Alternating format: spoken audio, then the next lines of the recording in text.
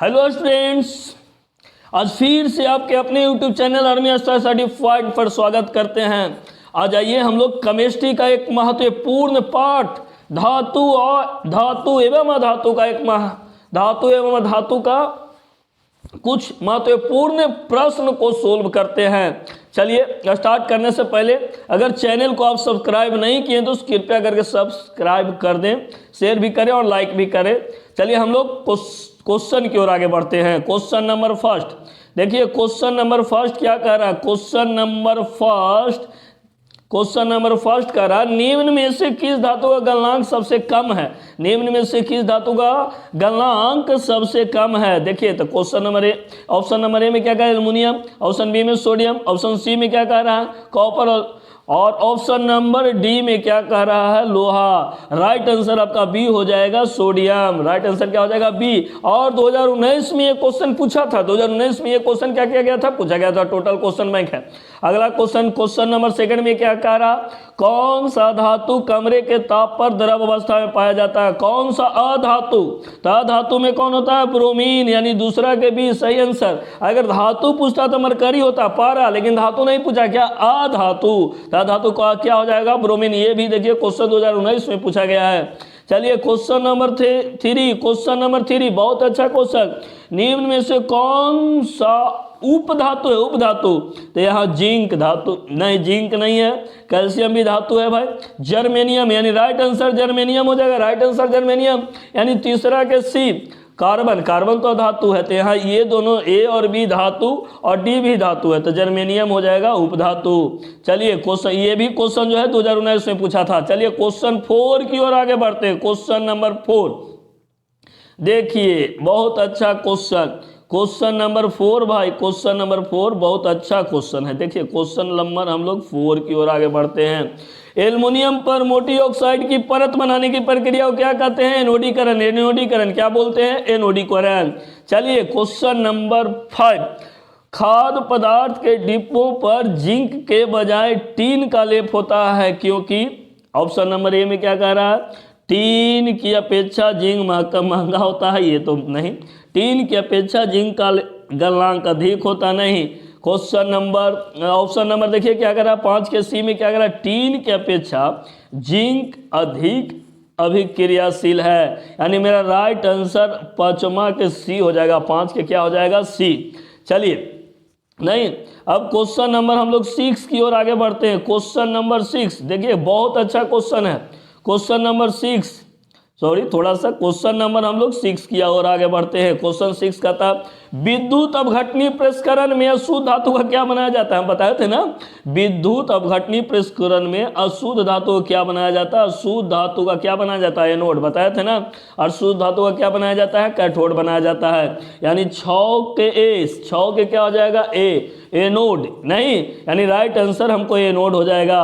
अब देखिए 6, question number 6 अधिक। क्वेश्चन नंबर 7 भाई, क्वेश्चन नंबर 7 क्या कर, अधिकतर धातु के ऑक्साइड क्या होते हैं, क्षारकीय होते हैं, है ना, क्षारकीय होते क्या, यानी 7 के हो जाएगा सी। 8 कह रहा, निम्नलिखित में से कौन सबसे अधिक अभिक्रियाशील, यानी सक्रियता क्रियाशीलता श्रेणी पढ़ाए थे ना, जिसमें पोटेशियम, यानी राइट आंसर हो जाएगा हमको पोटेशियम।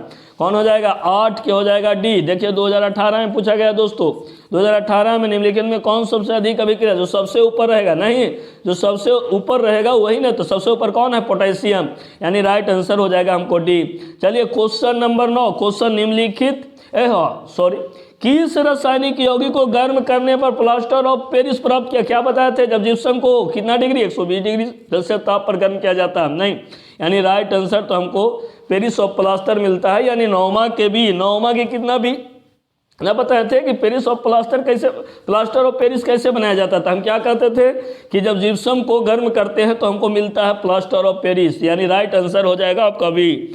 चलिए क्वेश्चन नंबर 10 क्या कह रहा, देखिए लोहा एवं इस्पात को जंग लगने सुरक्षित करने के लिए उन पर किस धातु की पतली परत चढ़ाई जाती है। लोहा एवं क्या, इस्पात, है ना। तो यानी तांबा का नहीं भाई, चांदी का नहीं भाई, सोना नहीं, यानी राइट आंसर हो जाएगा आपका जिंक। राइट आंसर क्या हो जाएगा, जिंक। 10 का डी। चलिए क्वेश्चन नंबर हम लोग आगे बढ़ते हैं 11। क्वेश्चन नंबर 11 बहुत अच्छा क्वेश्चन दोस्तों, बहुत। बॉक्साइट निम्नलिखित में से किस धातु का यस्क है? कल बताए हैं, कल क्या? एल्युमिनियम। किसका है? एल्युमिनियम का है। किसका? बॉक्साइट क्या है? एल्युमिनियम का है ना।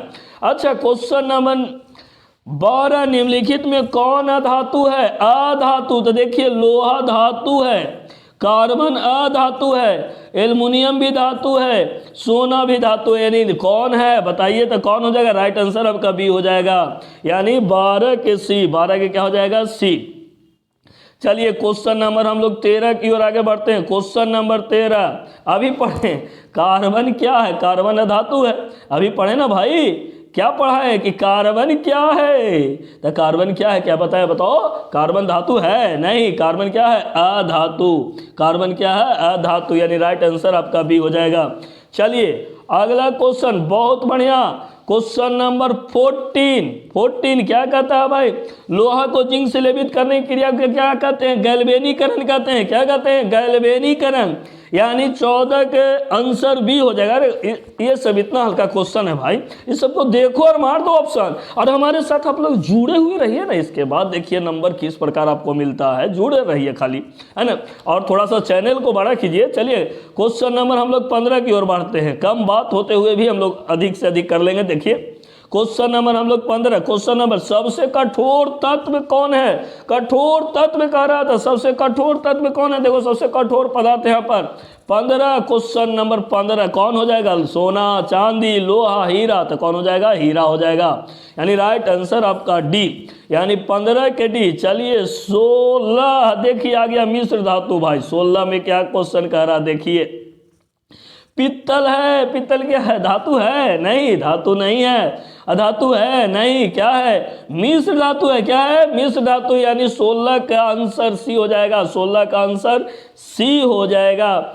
चलिए क्वेश्चन नंबर 17 का रहा, हेमेटाइट किस धातु का अयस्क है? तो हेमेटाइट किस धातु का अयस्क है भाई? तो हेमेटाइट लोहा का अयस्क है। किसका? लोहा, यानी ऑप्शन नंबर डी सही। ऑप्शन नंबर डी आपका सही हो जाएगा, लोहा। यानी कहने का मतलब 17 का आपका आंसर डी हो जाएगा, है ना, लोहा। अब देखिए बहुत अच्छा क्वेश्चन पूछा हुआ, जितना भी क्वेश्चन पढ़ रहे हैं दोस्तों सब पूछा हुआ आज है, क्वेश्चन बैंक से ही लिया गया क्वेश्चन है। बहुत मेहनत करते हैं, इसके बाद आपको क्वेश्चन परोस रहे हैं, फिर भी आप लोग नहीं पढ़ते हैं और बढ़िया नंबर न लाइएगा तो दिक्कत हमके साथ जोड़िए, हो सकता है कि हम लोग 90% तक पहुंच जाएंगे। आप जुड़ा तो रहिए, विश्वास कीजिए। चलिए निम्नलिखित में किसे चाकू से काटा जा सकता है? निम्नलिखित में किसे चाकू से काटा जा सकता है? तो एक लिथियम है, कैल्शियम है, कॉपर है, आयरन। आयरन को तो नहीं, कॉपर को भी नहीं, कैल्शियम को नहीं, तो लिथियम, सोडियम, पोटेशियम, ये तीनों जो धातु है इसको चाकू से काट सकते हैं। लिथियम, याद कीजिए, लिथियम, सोडियम, पोटेशियम, ये तीनों ऐसा धातु है ना जिसको चाकू से हम लोग आसानी से काट सकते हैं। तो हमारा आंसर हो जाएगा 18 के लिथियम। अब देखिए क्वेश्चन नंबर बी, यहाँ है ना, निम्नांकित में कौन उप धातु है? तो लोहा धातु है दोस्तों। ए में दिया है एफी, एफी का मतलब लोहा धातु है। बी में दिया है कॉपर, कॉपर भी धातु है। निकेल भी धातु है। सी भी धातु, ई भी धातु, ई भी धातु। यहाँ पे उप धातु तो एस बी यानी एंटी बनी है ना, एस बी है ना, एस बी जो है धातु है। चलिए क्वेश्चन यानी राइट आंसर आपका 19 के डी हो जाएगा। 19 के क्या हो जाएगा? डी। 19 क्या हो जाएगा? डी। चलिए 20वां देखिए ना क्वेश्चन, कितना खतरनाक क्वेश्चन। धातुओं की प्रकृति होती है विद्युत, ऑप्शन ए में दिले है विद्युत ऋणात्मक, ऑप्शन बी में दिले है विद्युत ऋणात्मक, ऑप्शन सी में दिले है उदासीन, ऑप्शन डी में दिले है उनमें से कोई नहीं। ऑप्शन नंबर ए सही, विद्युत धनात्मक। धातुओं की प्रकृति विद्युत धनात्मक होती है, हाँ बताए थे ना। चलिए क्वेश्चन नंबर हम लोग 21 की ओर आगे बढ़ते हैं। क्वेश्चन नंबर 21 है ना, क्वेश्चन नंबर भाई 21 की ओर हम लोग आगे बढ़ते हैं। क्वेश्चन देखिए 21 क्या कह रहा है दोस्तों।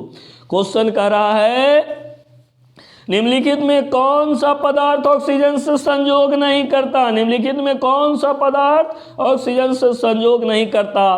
तांबा करता है, गोल्ड नहीं करता, यानी राइट आंसर आपको भी हो जाएगा। 21 के भी, 21 का भी, 21 के क्या भी गोल्ड।